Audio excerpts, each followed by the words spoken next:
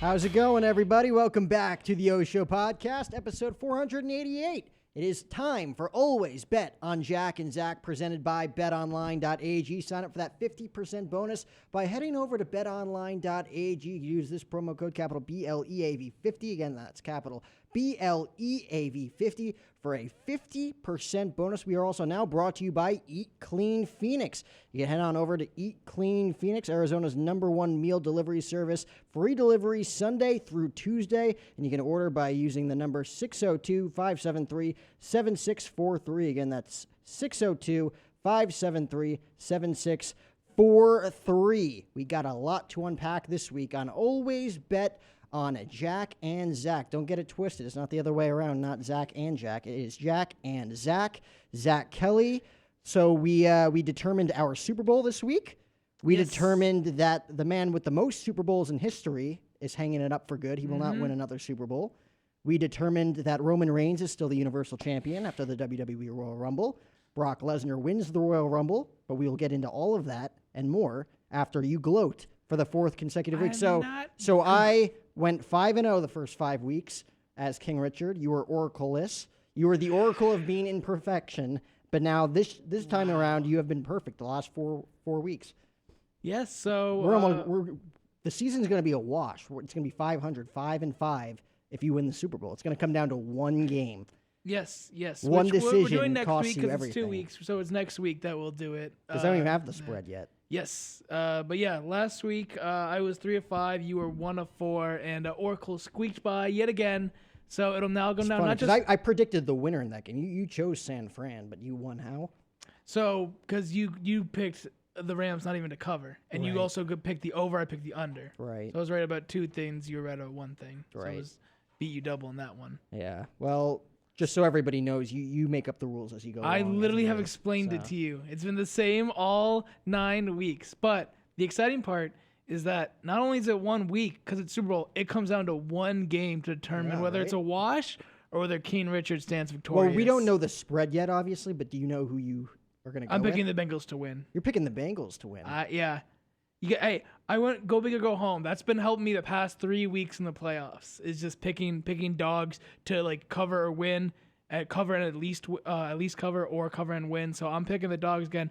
Joe, chill, man. Joe Burrow, what an amazing show that second half against Kansas City this weekend. Well, let's talk about those two games. Because, again, for the second week in a row, probably two of the best sporting spectacles we'll see in the National Football League in quite some time. I'd say the divisional round were some of the 4 best games that we've seen in decades. Oh, absolutely. In the NFL. And then they followed it with the championship games, both coming down to the wire. Back-to-back overtime games in KC at Arrowhead.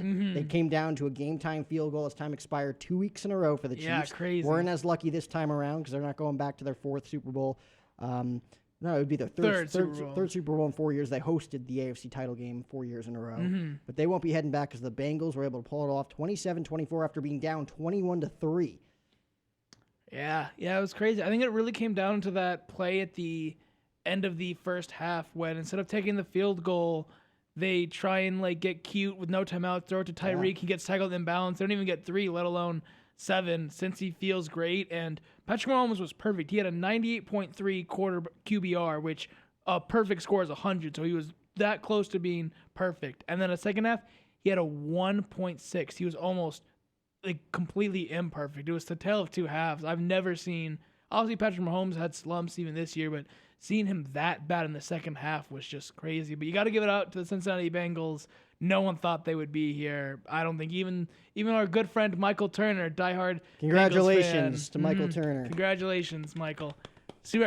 Send people more unsolicited Tiger picks. That's my favorite thing he does on his Instagram stories. Just find people that are fans of the other team that he just beat, the Bengals just beat, and send them just Tiger pictures. Just spam them within their DMs. I think that's so hilarious. But there's your cheap Michael Turner plug of the episode. But it was sensational. Yeah. Right? Nobody. I didn't even pick them to beat the Raiders. No, you did. Yeah. Weekend. They beat the Raiders. Then the number 1 seeded Titans in I think Nashville. I did pick them to beat the Titans. I was never a fan of the Tennessee Titans. Come on. Seriously? One seed in the AFC? I don't think so. They felt not without fake Derrick all Henry. year. Yeah, they were posers all year long. Mm-hmm. And then obviously, I don't think anybody had them beating the Kansas City Chiefs at Arrowhead. Yeah. After Josh Allen's performance, the fact that he wasn't able to get over that hump, 13 seconds left, nobody's beating the Chiefs at Arrowhead. They've been in this game 4 consecutive years. They're going to their 3rd straight Super Bowl, up 21-3 at Arrowhead. Even Tony Romo said, I didn't think that they were going to make that comeback. Yeah, no, 100%. It was crazy, but second game was its own unique one. Probably not as good as the AFC with the NFC Championship game. Niners had control up until the end of that 4th quarter, and Niners fans can be real upset that they dropped that interception. I think it was like 7:53 left when Matthew Stafford just threw in such an errant pass. So right in the hand, I believe Tart is the name of how you pronounce the DB that was back there, hits his hands, and then he drops it. And then, Stafford's like, all right, you gave me a freebie. He runs down a couple plays to OBJ and Cooper Kupp and scores the touchdown that ended up being the game-winning one. But if you're San Francisco, you're like, if we had just got that interception, or if Jimmy G just hadn't thrown that interception, San Francisco feels like just like 1 or 2 plays different. They win that game. He honestly performed the exact same way he performed against Dallas and Green Bay. Jimmy G, yeah. He played just good enough to win the game. But unfortunately for him, Matthew Stafford, unlike Dak Prescott and Aaron Rodgers, actually performed decently well. Yes. Right? So he was able to come back after 17-7. They win at 2017. Yep. They win at 2017. Yeah, I mean, Jimmy G, again, all season long, really, overthrowing, like that 150-yard reception that should have been down the middle of the field early on in that game. Hurt. Wide open. Would have been an 80-yard reception. He was at the 23-yard line early on in this game, 1st or 2nd quarter. I think it was Kittle down the middle of the field. And his defense gave him chances. I mean, we talk about the one drop by his defense, but, in the 1st quarter, I think it was like the Rams either 1st or 2nd drive of the game. They're about to score, a touchdown, and they intercepted Stafford in the end zone. His defense gave him all the opportunity that he needed, and he just didn't capitalize on it. But I think it'll be a very exciting matchup between the Rams and the Bengals. Probably not one many predicted, but I think it'll be a fun game in Super Bowl 56 nonetheless. Second time in history. Second time in history and second time in the last 2 years that the home team is hosting the Super Bowl. After 54 years of it never happening, Super Bowl 55 and 56, the home team will be playing in the Super Bowl. Now, do you think that gives the Rams an advantage? It definitely gave the Bucs an advantage last year. So, no, and there's 2 reasons for that. One, the part that helped give the advantage last year for the Bucs was not only do I think that Tampa Bay, the Buccaneers, have a better fan base currently than the Los Angeles Rams do at the moment. It was also a COVID year, so you had to be like, a lot of it was, given out to doctors and frontline workers in the area, and people were traveling less, and so it was a lot more local people attending the game. So I think it was bigger there. And the second part is that I think that now that it is no longer COVID and the Rams fan, I mean, it was 60% Niner fans at the NFC Championship game. I get, San Francisco's not that far from LA, but I don't think the home field advantage of the Super Bowl will be nearly as beneficial to the Rams as it was to the Tampa Bay Buccaneers last year. Well, speaking of the Tampa Bay Buccaneers, they're heading back to the island of irrelevancy because their quarterback of 2 years, 22-year vet, 7-time Super Bowl champion Tom Brady, is calling it quits. And I think that the funniest thing when he announced that officially yesterday, because again, it was announced over the weekend that he was retiring. Yeah, Adam Schefter but at the same time, like Tom's dad was like, Tommy hasn't made a decision yet, and you're thinking in your back of your head like, oh no, he's coming back. He's going to win at least one more. And then he finally announces his retirement this week. The funniest thing is that he did not mention the New England Patriots once in his goodbye speech.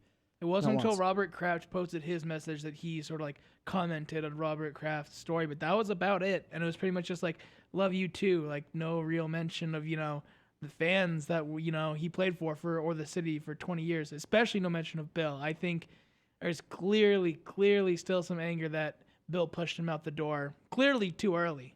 Clearly he has stuff left in Thomas doesn't think, and he feels slighted that Bill, after how much he did for Bill Belichick and that organization, the fact that Bill still treated him like just one of 53 that he never got, or like the 22-year-old, right. 7th round pick. Which has to be tough. Like, we can't really see it from his perspective because he had Tom Brady when he was just a kid. Yes. 20 years go by, you're equally as old as Tom Brady is. Like, you're equally like 30 years older than the kid, right? You're always going to look at him as a kid. Absolutely. Your dad's always going to look at you as a kid, even though you're going to look like a kid for the rest of your life, right?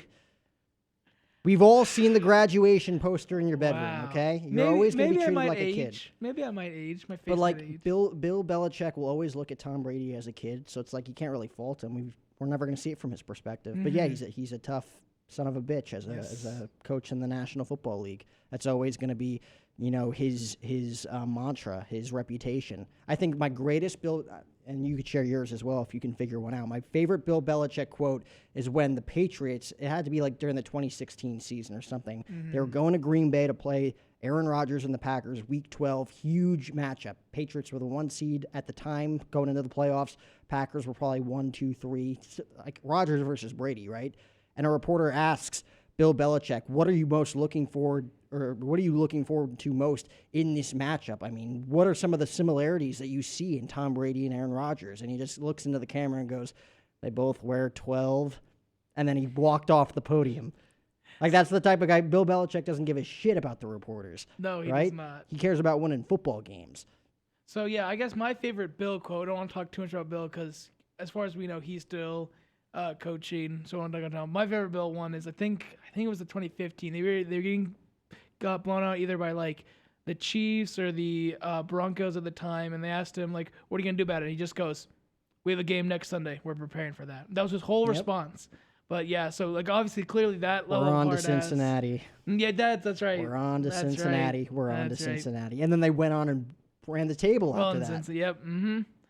No, but yeah, I think my favorite, like, Tom, I don't know the Tom quote, but my favorite moment was, I don't know if you've seen any of the episodes of Man in the Arena yet. It's when he's talking about, like, his love of, like, Drew Bledsoe and how much of a mentor he was to him. It's like the fact that, Tom, Drew Bledsoe is just known as this guy that, Tom, that was, couldn't take this Patriots roster anywhere. And then as soon as Tom steps in, they win 3 Super Bowls in 4 years. But yet to hear Tom still talk so glowingly about Drew, even knowing the context of what Drew did with the roster and what he did to the roster, it was just kind of incredible, like, how grateful he was for everything that he had. Obviously, there's the, he gets sometimes too into it, won't shake other quarterbacks' hands after some tough losses and stuff like that. But that's just, every hardcore competitor is going to be that way. So it was a great run. The NFL won't feel the same. I don't know about you. I don't have any memories of Tom Brady not playing.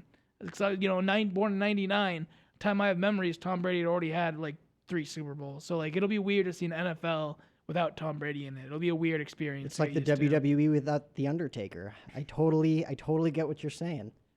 He's been out of the game for 2 years. It's WrestleMania season. WrestleMania is coming up. We're on the road to WrestleMania. There's no Undertaker. Yes. But yeah, no.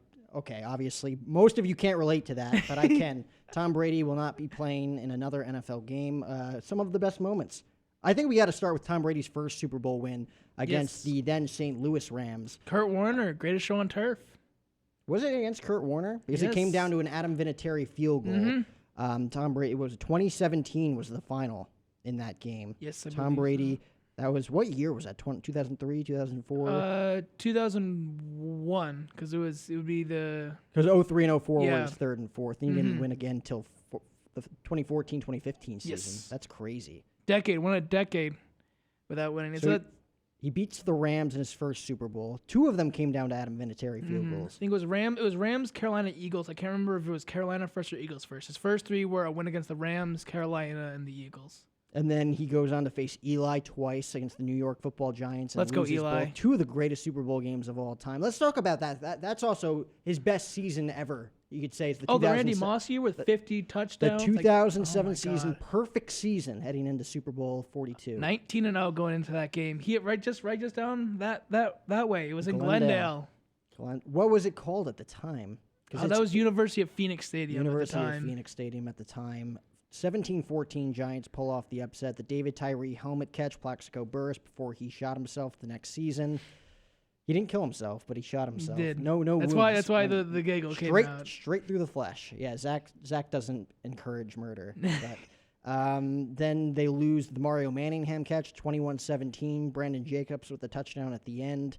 And then they go on to beat the Seattle Seahawks. We thought they were unbeatable, especially what they did to Peyton Manning's Broncos the year before. The thing is, everyone will say the Seattle Seahawks should have won that football game. They should have. First and goal with 24 seconds left. You have the best running back in the game at that point, Marshawn Lynch.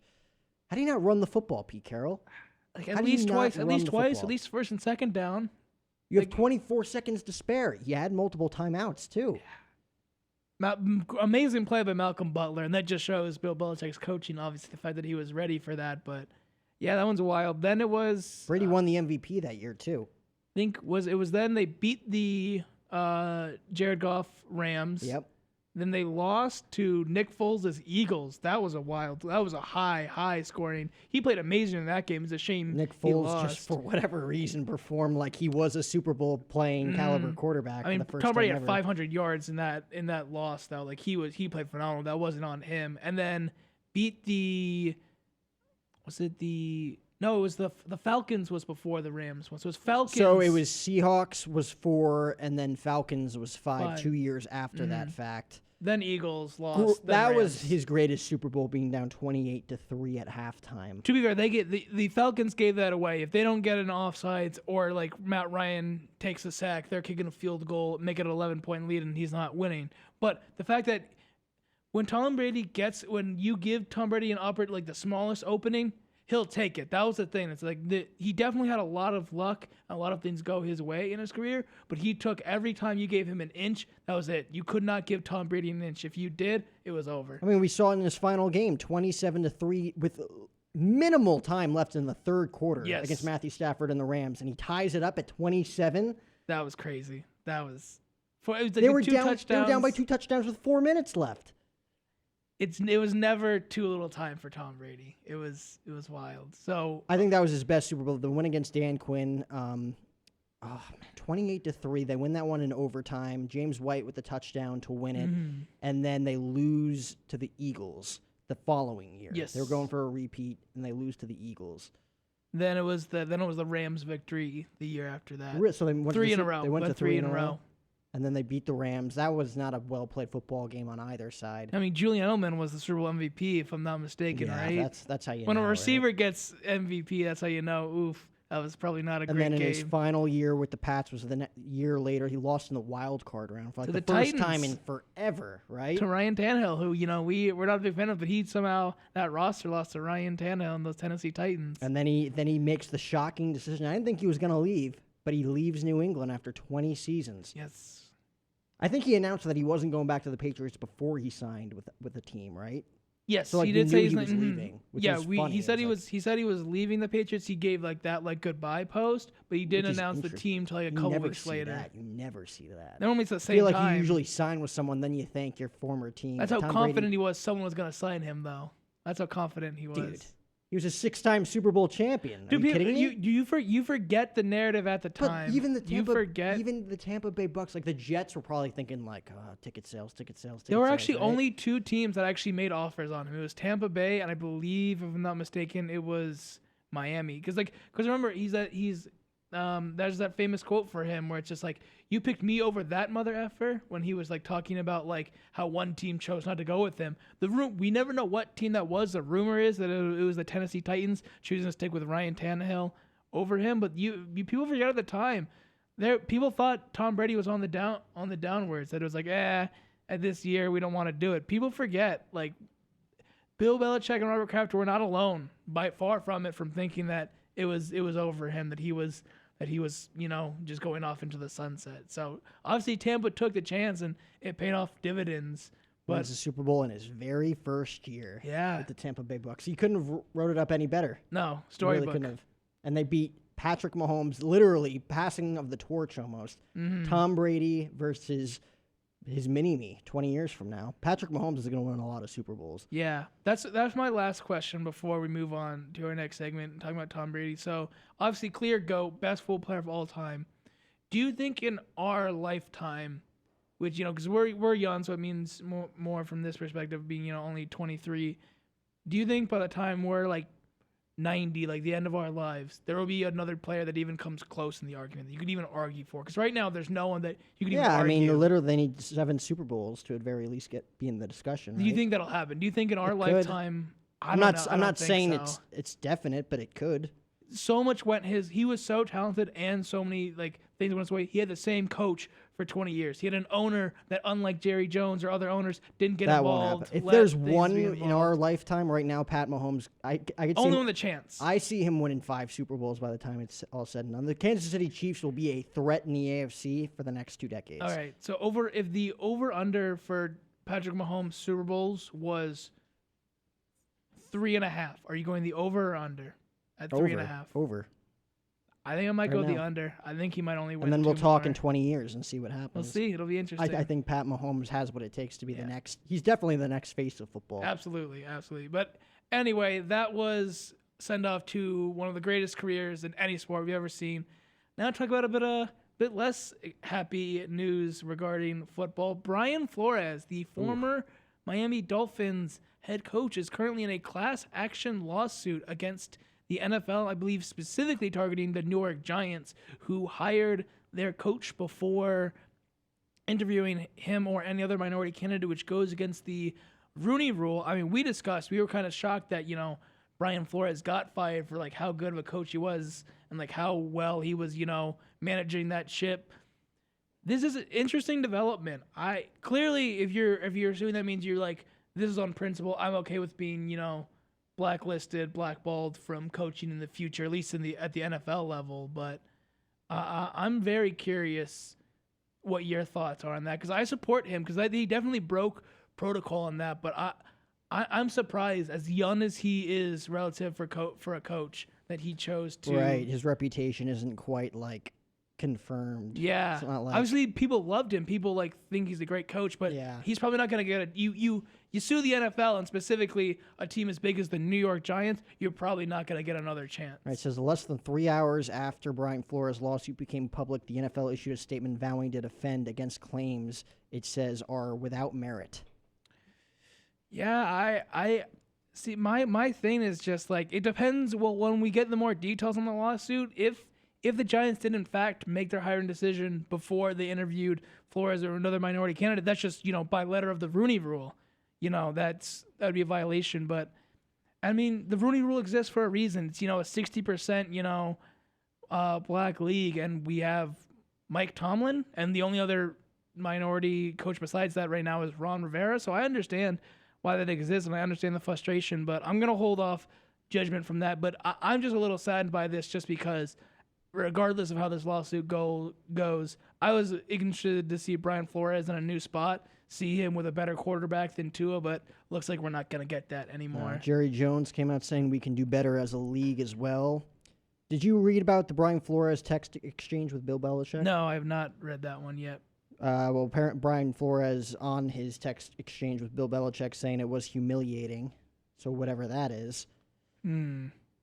It's very interesting to hear because, he's not an established only 3 veteran years, presence, right? But I mean, it's good 3 good years, but not only 3 years. But at the same time, it's such an important issue in today's world where it's like it's going to get eyeballs, right? Yeah. No, I don't think everyone's on board with it, but obviously the right people are backing him. No, yeah, it'll be the fact that he has Jerry in his corner, I think, is a good sign. Because Jerry's Mr. America, Mr. America's team and all that. So just have someone like Jerry on your side, I think, is a big deal. Along with Bill, it'll be interesting. But that's all. Unless that's all I have for the NFL, which takes us to the end of the first half of the show. Which, do you know what that means, Jack? Unfortunately, it is time for the Michael Cera halftime report. report. Cue out that Michael Cera halftime report graphic with the pickle in the desert, Hank. I think you scrambled at the very last minute to put something together for us. I got a good one. So, Michael Cera, he's not considered, a Hollywood leading man, but he sure is a romantic. Never once. He sure is a romantic. Let me tell you. Yeah, just ask Aubrey Plaza. Amazing story. So there's obviously, we talked about the Aubrey Plaza one in the past, them traveling around after, filming Scott Pilgrim, almost getting married in Vegas. We talked about that one. Got an even more romantic one. So 2009, this is a year before Scott Pilgrim released and 2 years after Superbad. So this is pretty much at the height of his powers. He produced, wrote, and did the score for an independent film called Paper Heart, released in 2009, and it stars him playing a fictionalized version of himself, and it is basically a love letter to his girlfriend at the time, Shailene Yi. They both wrote the movie together. How do They you play a produced fictional it. version of yourself? It's just like the version of yourself that you want to be. No, it's a fictional. So basically, it's a different character, but it's basically just the character is inspired by their actual relationship. That's why I say a fictionalized version. It's not Michael Cera in the movie, but Because everybody knows Michael Cera is exactly what he's like in This Is the End by Seth Rogen. I hope not. That would That's be exactly so who sad. Michael Cera is. No, don't. But anyway, but yeah, they scored the movie together. They wrote. She wrote it. He helped. They produced it, and they did the score together. So, there's flowers, there's chocolates. There's renting out. A nice restaurant. That's This not man how made dates a movie. work, believe it or not. This man made a movie and a score, a movie soundtrack scored together. If that's not the king of romance, I don't know what is. So we realized Michael Cera, king of 2000s film comedy, absolute king. And we also learned him and Judd Apatow together, absolute dynamic duo. Eclectic. We talked about tennis. We talked about all these other activities. Him being, backup musician in band and traveling bands and stuff, making, appearances in Weezer tracks, and now one of the greatest greatest romancers of our age, of our decade, of our time, of our millennia. Way too much praise. I honestly think we've given him way too much time on this edition of the Michael Cera halftime report. We'll close it out. We're going to wrap it up. This was the Michael Cera halftime report. I don't want to hear anything about Michael Cera for the rest of the show. Okay. Especially during this segment where I review the WWE Royal Rumble. This past Saturday in St. Louis was quite the spectacle. We are officially on the road to WrestleMania. Okay, the three main events. There was a 30-man Royal Rumble match, the 30-woman Royal Rumble match, Roman Reigns versus Seth Rollins, Brock Lesnar versus Bobby Lashley. Three now. It's always more. WWE always provides more. That's why there's 2 nights of WrestleMania now instead of 1. It's a little too much. Because not a lot of it's very good. But I will say, Royal Rumble was very good. Ronda Rousey returned for the first time in 3 years to win the Women's Royal Rumble match. Very exciting stuff. Brock Lesnar loses to Bobby Lashley in the WWE Championship match because Paul Heyman, his manager, turns on him, sides with Roman Reigns. Roman Reigns screws Brock Lesnar in the middle of the match, spears him while the referee is down. Paul Heyman hands Roman Reigns the belt. Roman Reigns then slams Brock Lesnar's head in with the belt. Bobby Lashley becomes the new WWE champion. Brock Lesnar then enters the Royal Rumble match later on in the night, wins the Royal Rumble match, and we have a confirmed Roman Reigns versus Brock Lesnar for the Universal Championship in the main event of WrestleMania 38 in Dallas, Texas at AT&T Stadium. We then had Roman Reigns versus Seth Rollins. For WWE fans back in the day, they were 2/3 of the Shield. It was Roman Reigns, Seth Rollins, Dean Ambrose, who is now Jon Moxley, in All Elite Wrestling. Okay? Seth Rollins comes out in the Shield gear, basically like army wear. Very exciting, very big nostalgia moment for fans. Came out to their music and everything to get inside Roman Reigns' head. 5-star wrestling match ends in a DQ. Roman Reigns hits him in the back of the chair, or back in the back with a steel chair, which is very nostalgia as well because Seth Rollins did that to break up the Shield back in 2014. So Roman Reigns wins the match, but he loses the match via disqualification, but keeps his title, which leads us to the Elimination Chamber event in Saudi Arabia, Jeddah, Saudi Arabia, in just 3 weeks, where Bobby Lashley will defend the WWE Championship inside the Elimination Chamber against Brock Lesnar, Seth Rollins, AJ Styles, Austin Theory, and one more irrelevant guy that won't win the match because Brock Lesnar is going to win the match, and it's going to be title for title at WrestleMania. Brock Lesnar, the WWE Champion, versus Roman Reigns, the Universal Champion, in the main event of WrestleMania. So that was the Royal Rumble event.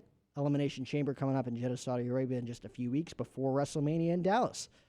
That was a fantastic recap, but it is just so weird to see you make fun of all of my nerdy interests and then you just gush about the WWE.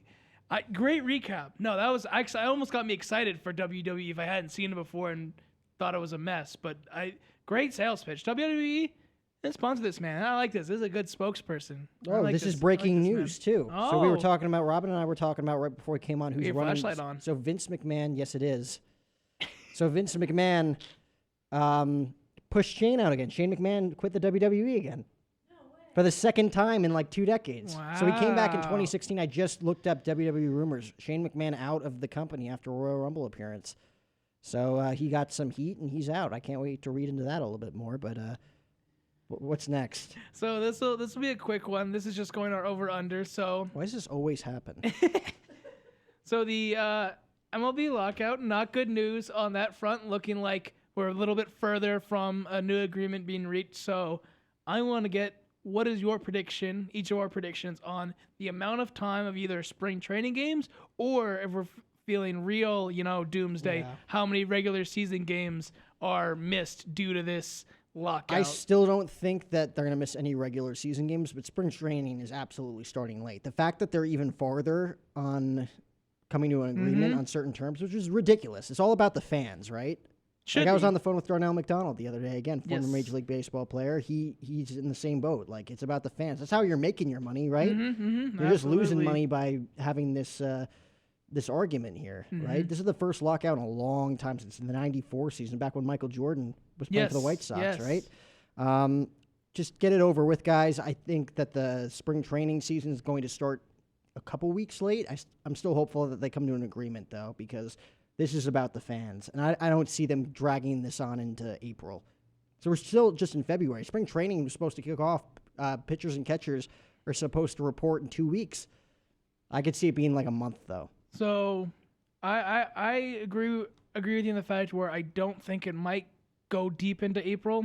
I would not be surprised if, deal isn't reached till like April 6th, April 7th. And I think that like spring training not only gets like greatly delayed, I think it's like cut in half. And I think you take out like 10 regular season games because like this is adamant. The fact that, 2 weeks away, and that's when things get further apart. Normally, that's when you sort of see concessions being made as the deadline gets this close. 2 weeks away from pitchers and catchers reporting, and they're the reports are they're the furthest they've ever been in negotiation talks. I hope I'm wrong. But I would not be shocked if we saw like somewhere like 5-10 games of the regular season missed out just because this lockout holds out to like the second week of April. Again, that's not even like because 162 games, you cut that down to like 150. No, it's not a bad thing, but just revenue. That's it's ironic. Having you would have this huge You're trying to fight make about more money, and then you lose a bunch of teams because you lose. There's 30 teams, so you lose what like 30, 40, 50 games. Let's say if you miss 5, if there's 5 games that are out, that's a huge amount of TV revenue. It's like whatever increase either side got. Well, that's a wash now for the first year because you lost all the spring training, you lost some regular season revenue. But I hope I'm wrong. I hope they reach an agreement within 2 weeks and we see no delays. But it'll be real interesting to see what happens. Spring training is an awesome time if you live in the Phoenix area, if you live in Florida. It's a little bit more spread out in the Grapefruit League, but here in the Cactus League, they're all right here. Yes, they are. They're all right here. The Giants and 2 other teams alone are in Scottsdale. Yeah, my uncle always comes down. Huge Giants fan. Season ticket holder for I think like almost a decade now. He loves to come down here, and I always go with him. It's a great time. But yeah, so that's that news. We did WWE. So for our last segment, we have 2 interesting things to talk about, both related to the NBA. First, LeBron James out again with a knee injury. He's in year 19, and seems to be having another injury. So we'll go over, despite leading the league in scoring right now and having a great year 19, Father Time looks like he's knocking on his door. Curious your thoughts on whether or not he'll make it through the season injury-free, especially with the Lakers. 24. Well, he already hasn't. So 27. I meant more like the rest that of discussion's out the window. What I meant. I'm shocked. 19 years. He's still fairly young too. Yeah, 37. 37. Because he entered before he had to go to college for 1 year. He was still when you go straight from high school. So it was straight from St. Vincent, St. Mary's to the Cleveland Cavaliers. But there's that, and then I also wanted to go over its All-Star break. So we got All-Star weekend coming up in Cleveland pretty soon. That's exciting. But I kind of wanted to go over the standings with you and get your mid-season predictions on some of these where these NBA teams will wind up. So in the Western Conference, the Phoenix Suns, let's go baby, number 1 seed in the conference right now at 41-9.